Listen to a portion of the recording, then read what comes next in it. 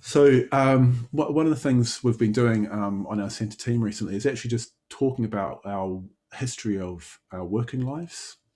It's actually been very interesting, um, both actually to do it oneself, to talk about one's own relationship to work, like right from our earliest days, and talk about all the different things that we've done. And I was really struck with Atulyamitra's work history. She's done an awful lot of different things, and she's done quite challenging things. She started out training as a nurse, but she's done, she worked in theatre, in operating theatre. She also was a first responder for like road traffic accidents.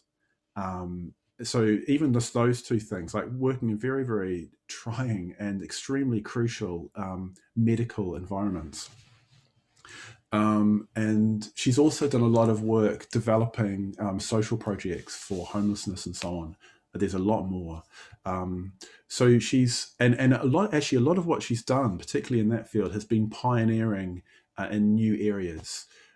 So not just rolling out something that's happened before, but actually pioneering or developing new strategies, developing new policies and new practices to help people. So that was the thing that really struck me about her history, is that all of the work she's done has been about helping people. Now, I know I said this last time I introduced her, but it's so striking that her life really is a compassionate one. It's like what she does with her life is she tries to help people, and she does help people in a myriad of ways. And yeah, that was what struck me. And she's got a certain quality of fearlessness. She just kind of goes and does what needs to be done in a fearless kind of way. And I've seen this in the work for the DBC. So in a way, working for a Buddhist center is a very particular kind of thing, and it's not quite like anything else. And I've seen her over the last, it must be a year and a half now since she's been working for the DBC, just throwing herself into it and being willing to learn on the job, and very receptive, but also not afraid to strike out and take initiative and do things. And it's been just a real delight to have her on the team, and it's been a really challenging year, and she's been just really, really up for the challenge. Almost, I'd say, without intermission, as it were. She's just been on it, as we say.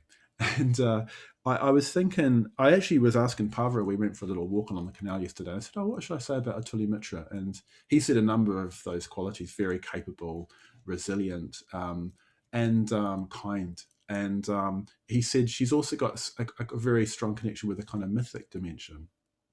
And I haven't seen so much of that side, but when I thought about Atulyamitra, I did think about this quality of, well, caring and kindness and compassion, and but also a kind of fearlessness. And I realized that those qualities are embodied in the figure of Green Tara, bodhisattva figure who many of you will be familiar with. And she embodies those qualities. She's the quintessence of compassion. She holds her, what is it now, her right hand in the mudra of generosity. So her hand is like that, which is about helping. It's about, and she steps down into the world. But in her other hand, her left hand, she holds the blue lotuses, and she holds her three fingers raised. And the three fingers, of course, represent the three jewels. And she holds them in the mudra of fearlessness. And I know Atulyamitra's got quite a strong connection with Tara. And I can kind of start to see why that might be, because she does definitely embody those qualities of helping, of generosity, of kindness, and care for people, as well as coupled with this kind of fearlessness and willingness to get to roll up her sleeves and get stuck in and do what needs to be done in quite a courageous, just very, very strong kind of way. So anyway, I'm really delighted that Atulyamitra is on our team, working for the DBC, which is serving our Sangha, and I'm really looking forward to hearing what she's got to say about the Dharma today. So welcome Atulyamitra, and I'll hand over to you.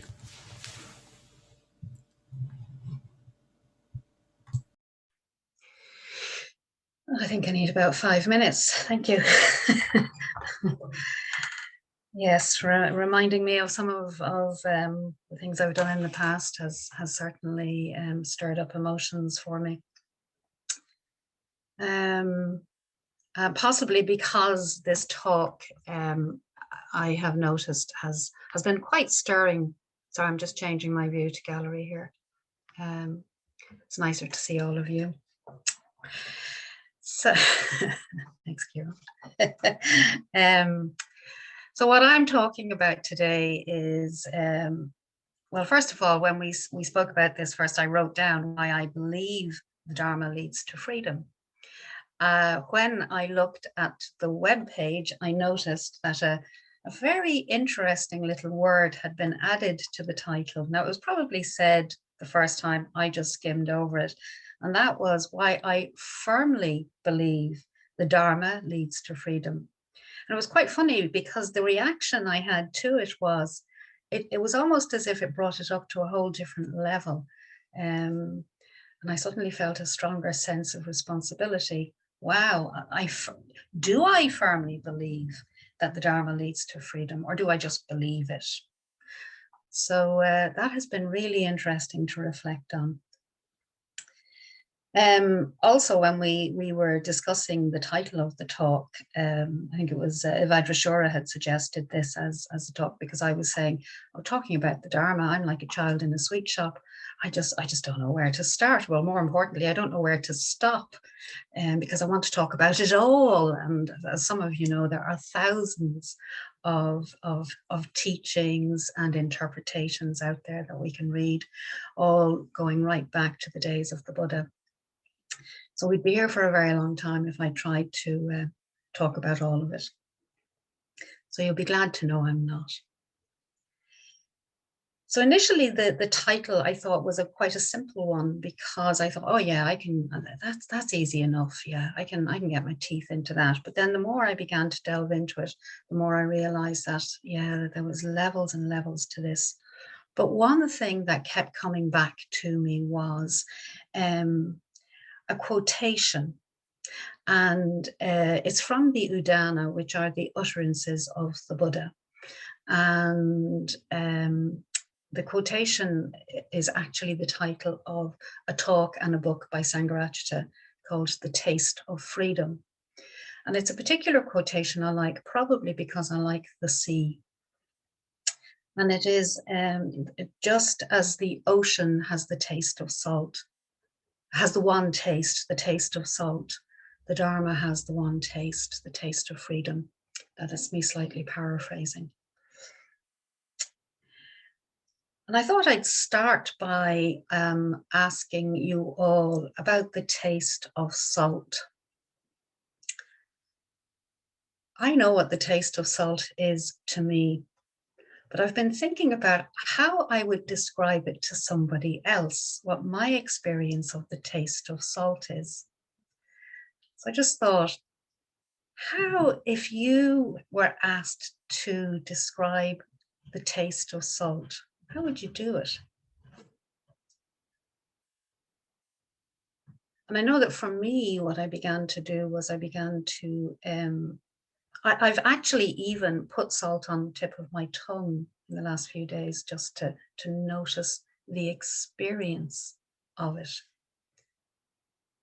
And that's something really important, isn't it? We can theorize about the taste of salt, but actually, to really understand it, we need the direct experience of it. I could talk to someone who's never tasted salt, and they'll have an idea of what I'm saying, but until we put salt on their tongue, they probably won't know.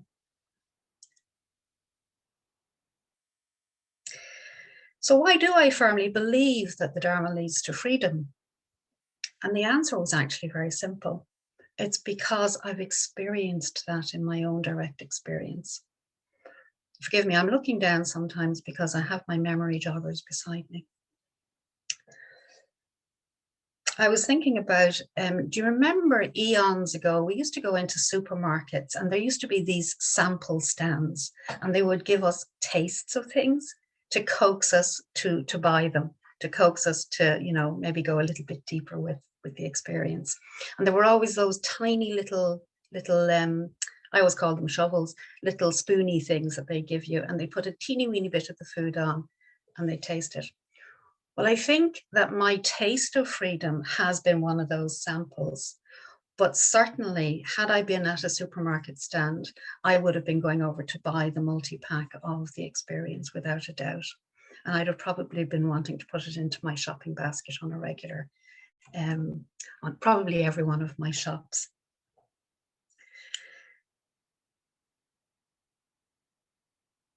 Nyanadara, in his talk, he mentioned something. He talked about the personal, and again, my words on it, but he was talking about the personal, having a personal encounter and encountering something that we can trust, that we can place our trust on. And what can happen then is that that can lead us into the path of what we know as the path of regular steps. It takes us into something. It's something that we want more of, that we want to go more deeply into. And really, that is where I'm going to go with this talk. I want to go into all sorts of lovely theories about it, but what I will say is that Sangharakshita's talk, The Taste of Freedom, he puts it so eloquently that I think I will just refer you all to go and listen to his talk. It's a very beautiful talk, and certainly one I find quite inspirational, as you'll notice through this talk. So the ocean has the taste of salt. The Dharma has the taste of freedom.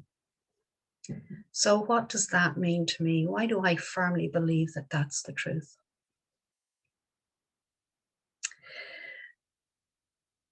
And this is where I'm going to get to tell you a little bit of my personal story. Nyanadara has talked about my work experience. And what stopped me in my tracks in a lot of ways was, as some of you know, was I was involved in a car accident at the height of my busyness. I had about 3 different sort of job threads going at the time, 3 different quite varied projects. And I was an unfortunate byproduct of a car accident that so I ended up with an injury, which wasn't a severe injury as such, excuse me, but what it did was it started a cascade. It started a whole sequence of events for me, leading to long-term health issues, as some of you know. So I live with chronic pain. And that quite literally stopped me in my tracks. And I realized that I was really going to have to start looking at my life from a very, very different perspective. Now, running alongside all of the busyness, and probably, you know, the busyness was a way of me, I was trying to escape from something. I was actually trying to escape from mundane existence. I had this drive that I knew that there was more, but I still hadn't found it. And yet I knew that I would know when I found it. I just had this innate knowledge. I couldn't describe it, but I just knew that there was something else. So I was doing a lot of spiritual seeking for quite a number of years in my adult life. And I dabbled in all sorts of very interesting things, which would be subject for another talk. And in the midst of all of this busyness, the accident happened and I began to develop health issues and I became more and more immobile. And it reached a point where a particular consultant told me that within 2 years of the appointment I was having with him, I wouldn't be able to walk 200 meters. And he was recommending surgery to begin. And I was saying, no, I'm rather attached to my body parts. There are some things that I do like to cling to. So I decided to hold back.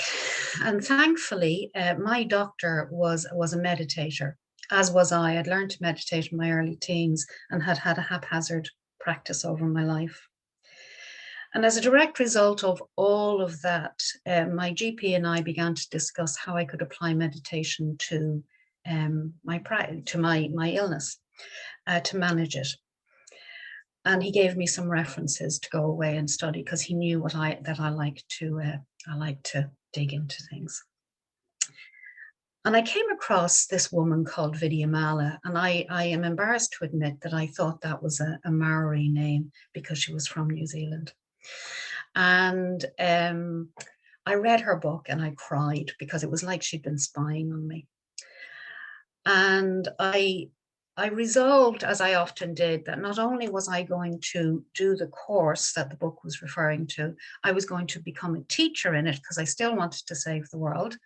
But I was going to do the training with this strange Maori named woman.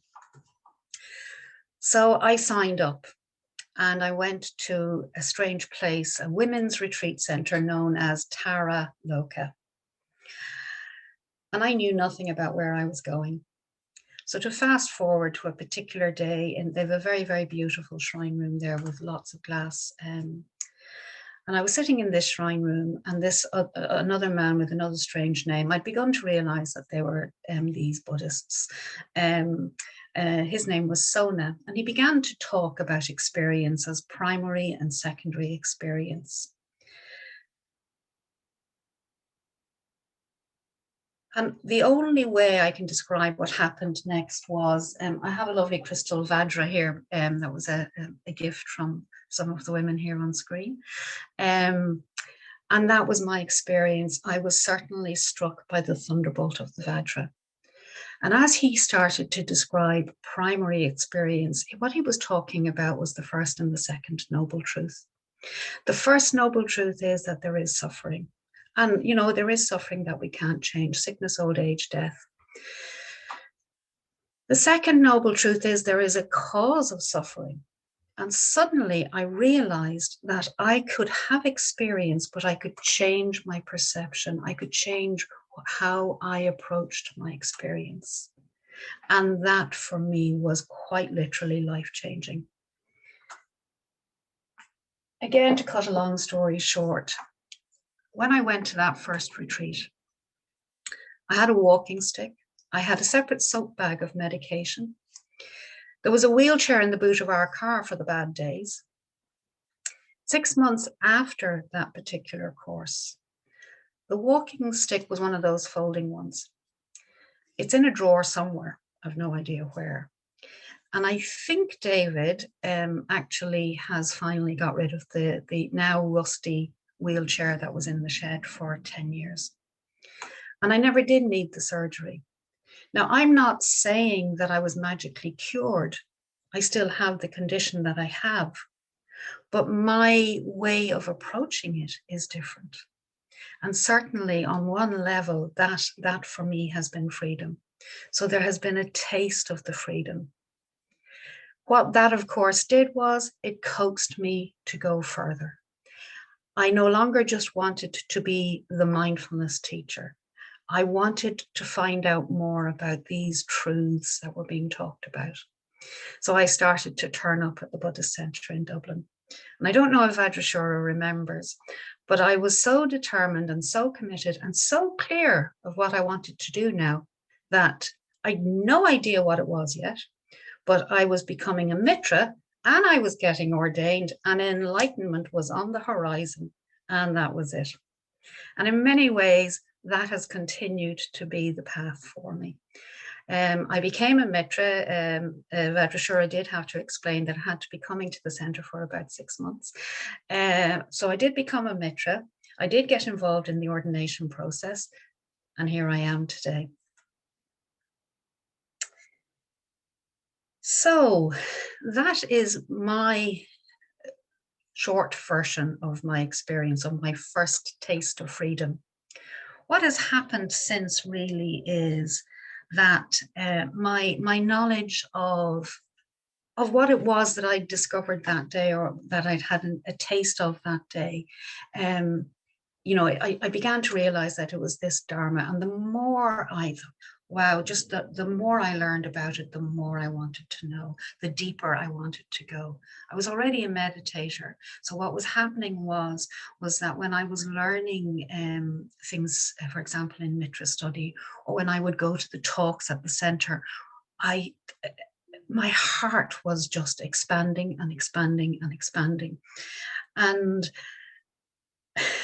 not only that, but there was this lightness coming into my sense of being. My body was quite contracted initially because of the pain, but suddenly I was beginning to move more freely. And as some of you remember from my talk in December, I used to like to dance a lot in lots of different ways. And so suddenly the flow began to come back into my body in ways that I'd lost touch with. And I do remember somebody asking me why I always smiled during the talks at the center. And I was saying, yeah, I've noticed I sometimes catch myself beaming, but I just couldn't help it. It was just, I was being immersed in this beautiful ocean of something that felt like home. I'd finally found my way home. Again, Yanadara talked about, he was referring to how people's spontaneous reaction when the Buddha spoke, and how they, one of the images that he was talking about is the, finding the way when we're lost. And certainly that's how I felt. I often say I had spiritual amnesia. And when I learned about those noble truths, I discovered that there was a way home. There was a way back to what I intuitively knew was the truth. So how does this translate into all of your lives? Well, what I can say is, I was listening to Damarati's talk yesterday, and I know some of you were there for that. And he was talking about how, the learning is really important. We need the lists, we need the teachings, we need to follow them. But what we also need to remember is that they are just part of it. If we don't have them, it's like heading off onto that ridge. I'll always think of Yanadara now on Lord of the Rings, heading up over that peak of mountains. So if we head off without the map, we're going to get utterly lost. So we need the map, we need the guidelines. But the point comes where we need to let go of that. So it would be a wee bit like us all heading off to Cavan, to the retreat centre. We have the map because it's our first time. And we're on the road. But before we get to the retreat centre, we see it in the distance and we go, oh yeah, that's fine. I'll just stay with the map here. I'll just stay with the map. I'm not going to go all of the way. So what we need to do is that we need to get there. We need to get closer to the destination and we need to experience it. We need to have that taste of it, that direct experience. So a point comes where we leave the map down, where we get out of the car, or if we go back to the Buddha's day, we get off that raft and we leave it there. I don't remember anyone bringing their cars or their maps into the shrine room in Cavan. We left them in the car park and then we went into the building for the direct experience. So we need both. And when we have both, we begin to notice, to discover, to remember and recognize something that's already innate within us. We all have the capacity for enlightenment. It's not something that's way out there, out of reach. We do have the capacity for it. And we need to remember that. But what we need to do is that we need to remember the teachings, those that speak to us. They're our guide. And then we need to follow them every day, the path of regular steps, step by step, inch by inch. And we will get there. The days that we want to step off the path, that we're tired, as I would say, grumpy, disillusioned, experiencing doubt, come back to that taste, that taste. Remember the taste. Can you remember the taste of salt as I say it again? And that's what keeps us motivated. That's what keeps us on the path, reminding ourselves of what it is that brought us here in the first place. And that's what's going to bring us home. Because enlightenment is natural for all of us. It is the truth that's already here with us. It's just we're busy, pulling ourselves in all sorts of directions. We're busy deluding ourselves, hiding from the truth because we're afraid of it. We're afraid of where it might take us.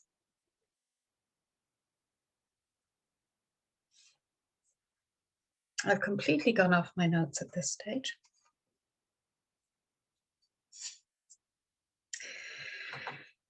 Yeah, so to come back to it again, how do we put the structure, the scaffolding onto this? Well, what we can do is that we can. For me, it's the Four Noble Truths. It's also Paticca Samuppada, condition co-production. All things arise in dependence on conditions, and when those conditions aren't there, they disappear. So every day I can set up the conditions that enable me to stay on that path to ultimate freedom. Ultimate freedom is going to be, we'll know that we're getting there because we'll begin to feel more creative in our day-to-day activities. We'll begin to notice that we've become less reactive. Vajrashura talked about his favorite reading last night, creative mind, reactive mind. So when we're becoming less reactive, becoming more creative, that's us getting there closer, step by step.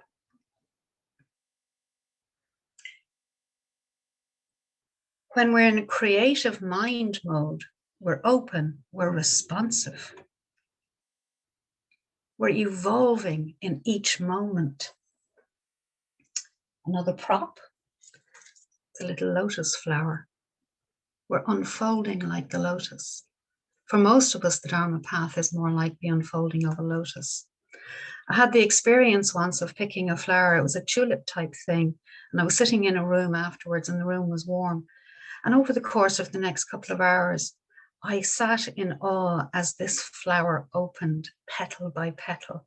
I was absolutely mesmerized by it because I'd never seen a flower open like that in front of me before.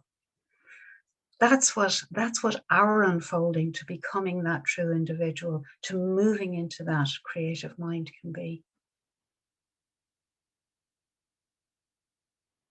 It will be slow, it will be gentle, we will need to be patient. And like most flowers, it'll often happen when we're not looking. And it's with hindsight that we discover something has moved or changed.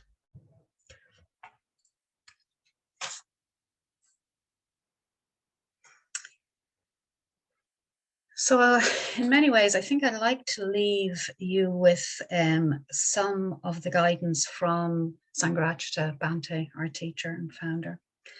And coming from that talk, A Taste of Freedom, he talks about how becoming the true individual is the only way that we will experience this freedom.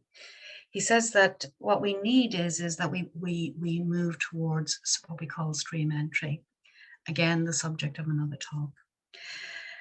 But when we reach that point, what's happening is that we've broken the first three fetters of, as he calls it, habit, superficiality, and vagueness.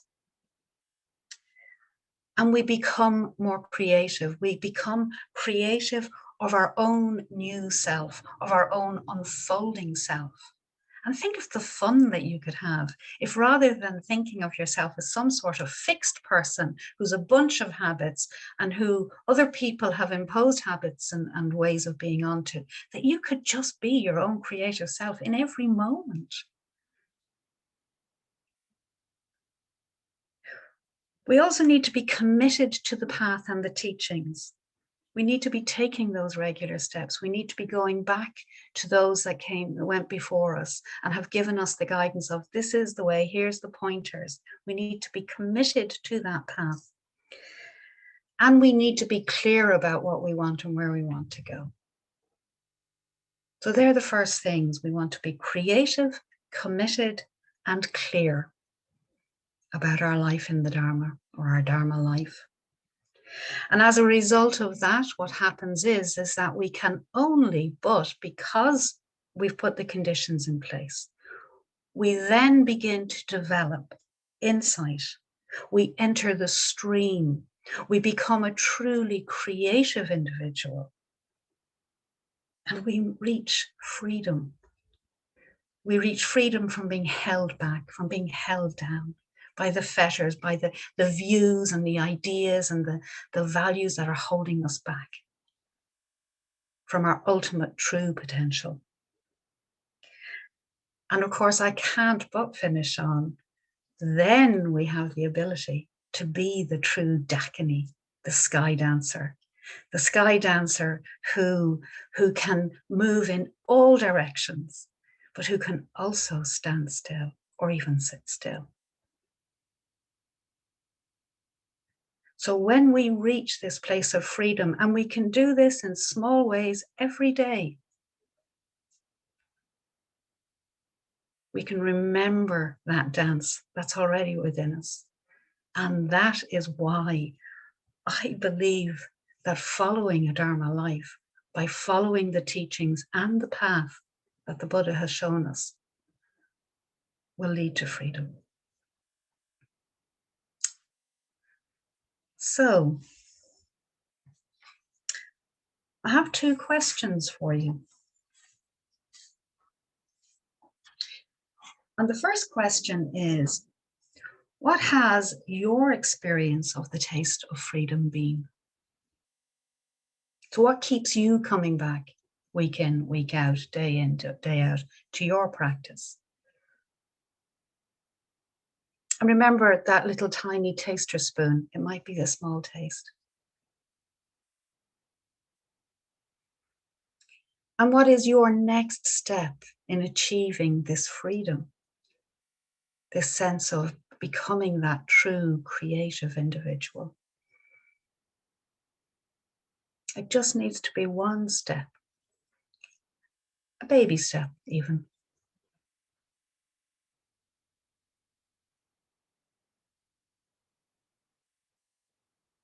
Thanks, Vajrashura. Thank you.